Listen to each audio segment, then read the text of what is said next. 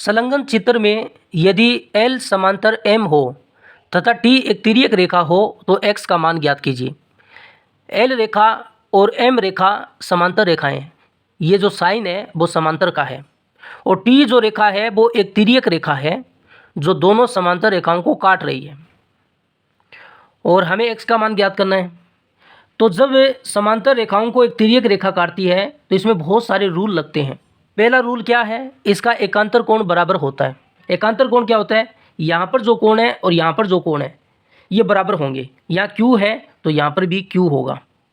फिर इसमें जब दो रेखाएं प्रतिच्छेद कर रही हो, ये जो रेखा L है और ये रेखा जो T है वो यहाँ पर प्रतिच्छेद कर रही है, तो प्रतिच्छेद कर रही है तो इसमें आमने सामने के कोण बराबर होते हैं और वो शीर्षाभिमुख कोण होते हैं।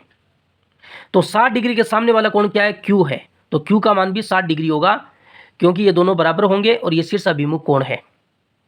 Q का मान 60 है तो इसका मान भी 60 डिग्री होगा क्योंकि एकांतर कोण बराबर होते हैं। हमें किसका मान निकालना है, x का मान निकालना है।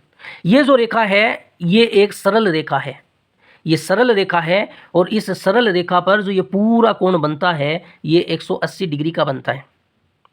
अब हमारे पास इतना कोण तो है 60 डिग्री, ये x का मान कितना हो जाएगा, पूरा कोण 180 डिग्री है, 180 में इतना घटा देंगे 60 डिग्री तो ये वाला मान आ जाएगा।